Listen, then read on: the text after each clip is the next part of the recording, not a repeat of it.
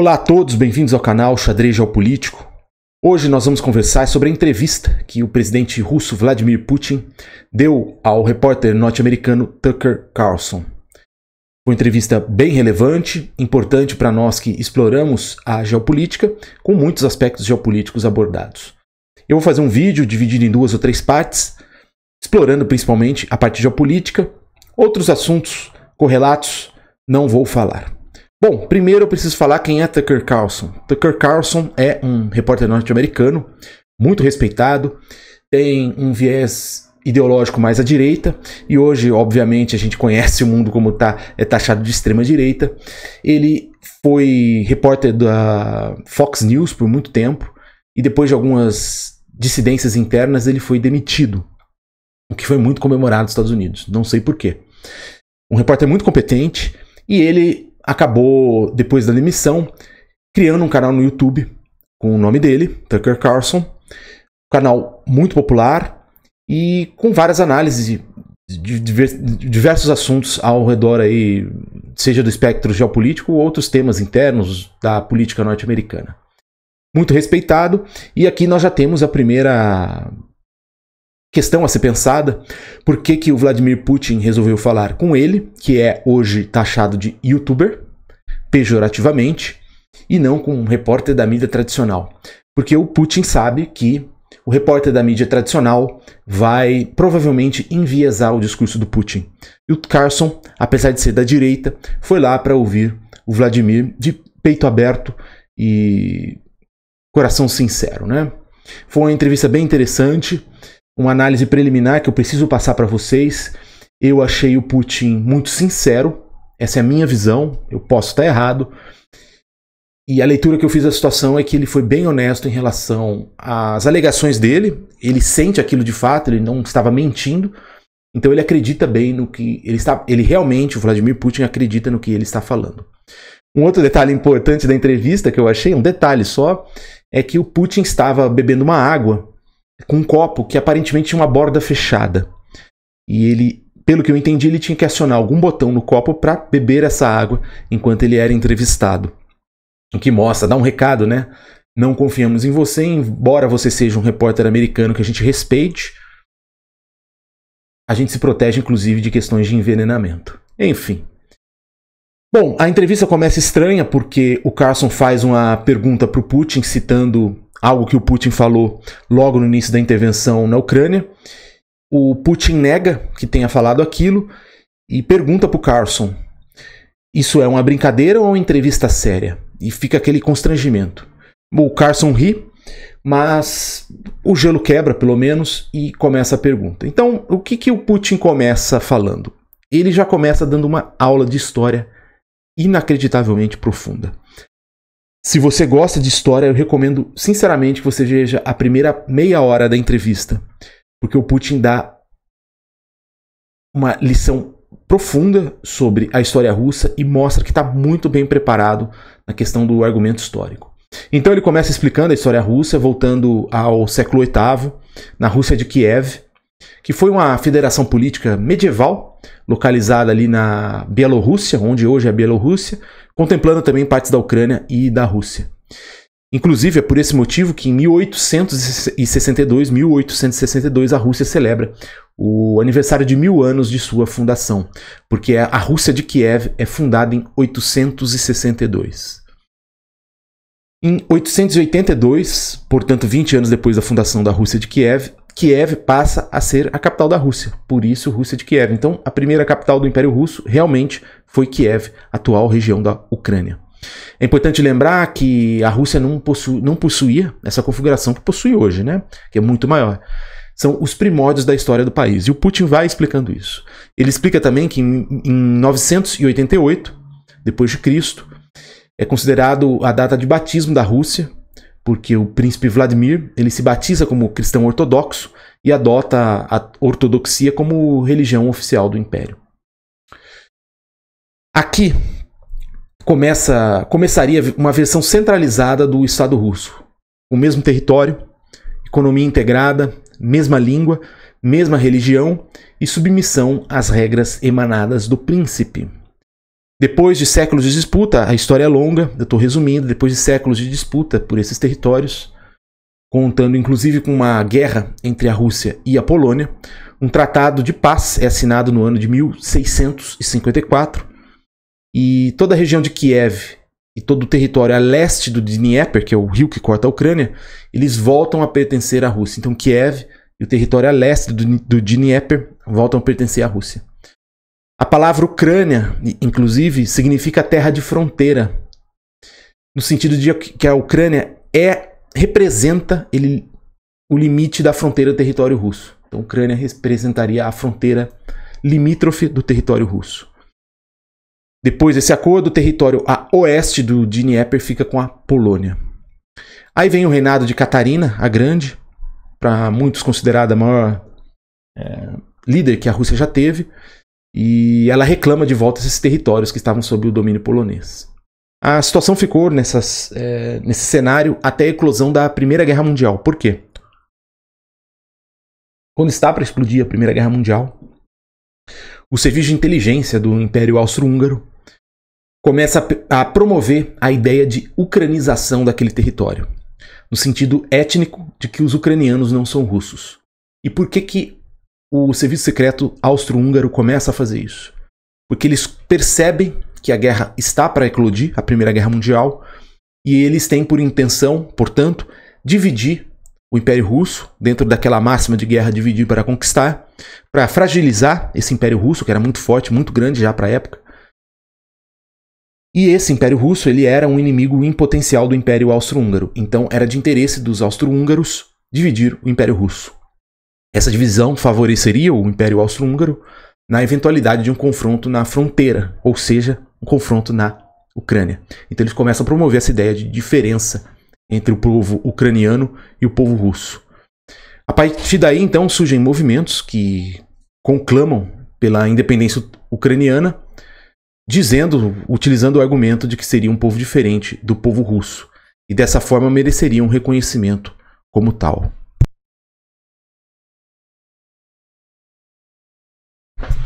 Em 1922, Lenin começa a defender a existência da Ucrânia soviética. Stalin compra essa ideia e insiste que a República Ucraniana era autônoma em relação à União Soviética. O Tucker, nesse momento, pergunta por que o Stalin e o Trotsky, e o Lenin, desculpa, por que o Stalin e o Lenin têm essa visão. E o Putin diz que isso é um mistério até hoje. Não é muito verdade, mas eu não vou entrar nesse detalhe aqui, eu vou me adeter aos argumentos do Putin. O Stalin ele chega a anexar territórios da Romênia e da Hungria a essa Ucrânia soviética. O Putin usa esse argumento para provar que a Ucrânia é um estado artificial, que foi formatado conforme a vontade do Stalin.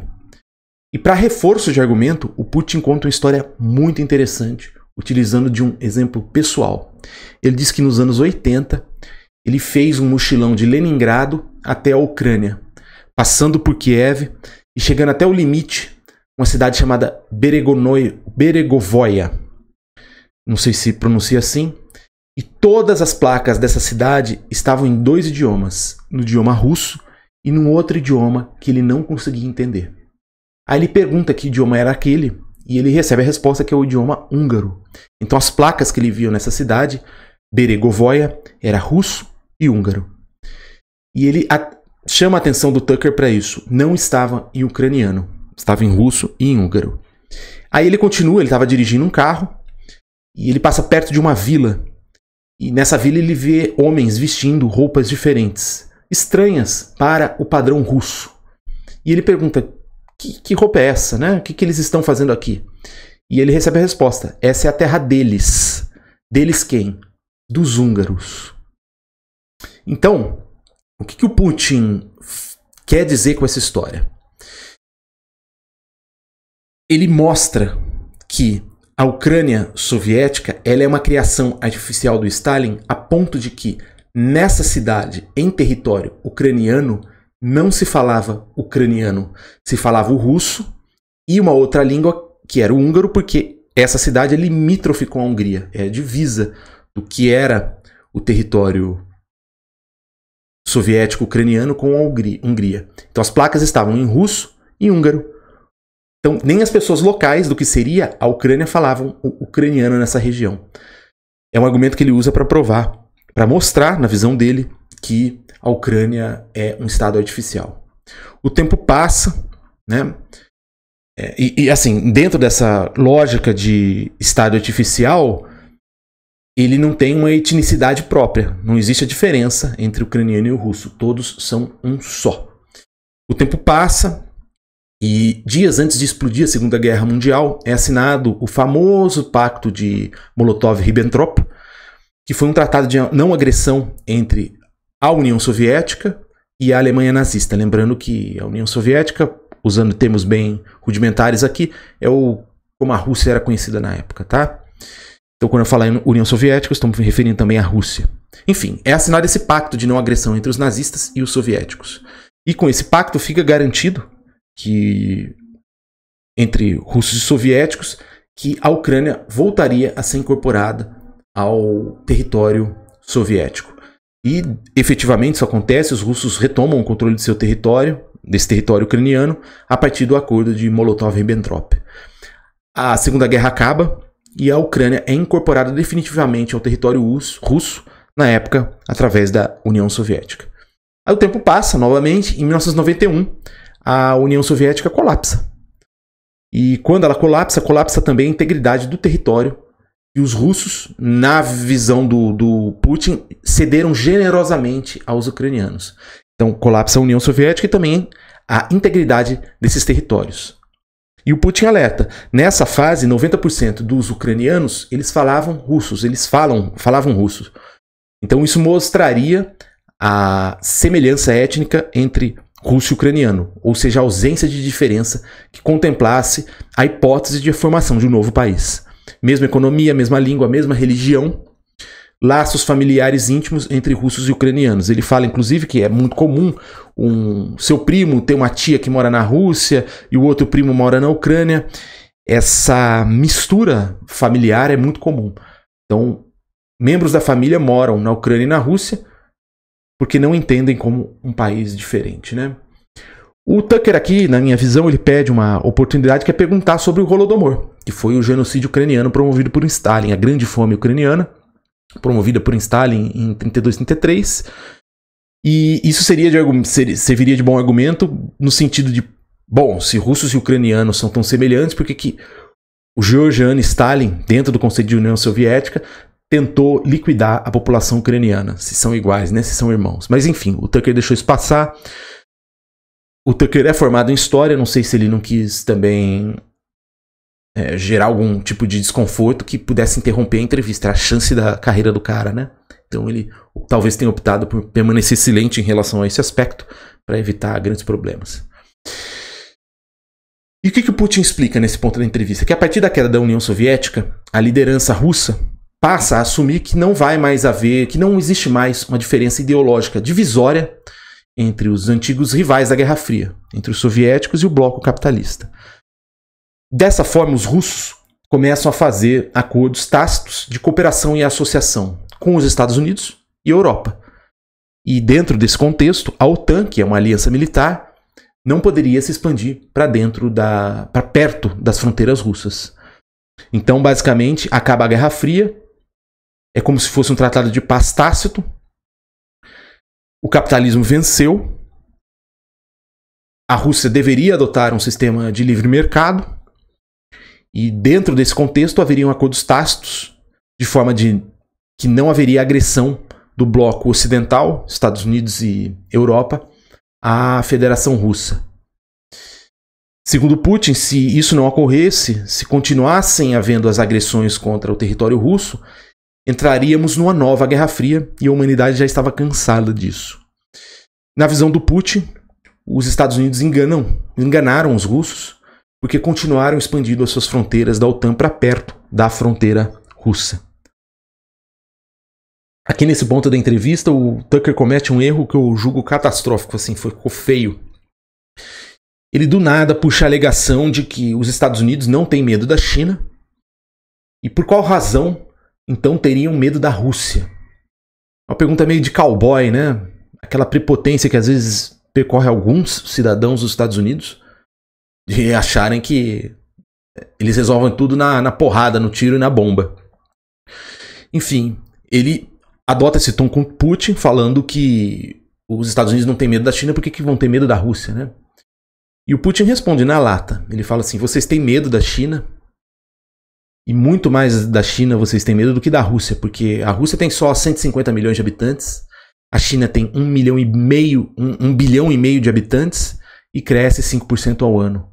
E Putin, nesse ponto, cita Bismarck. Potencial é o mais importante.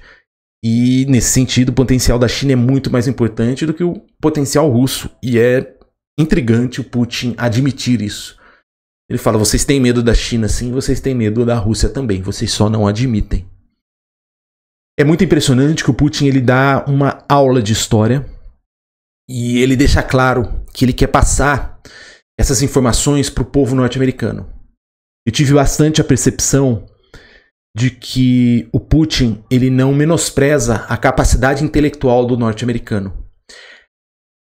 É muito pintado no mundo que o americano ele é um povo ignorante, principalmente na área de geografia e geopolítica, e talvez até seja verdade, eles tenham alguma formação limitada. Mas o Putin não transparece isso. Ele traça um panorama histórico profundo, complexo, mas ele faz questão de falar isso, porque ele sabe que ele está falando com o norte-americano, no sentido de, eu quero dar a minha visão para vocês, norte-americanos. Então, de uma certa forma, foi até respeitoso com o público norte-americano.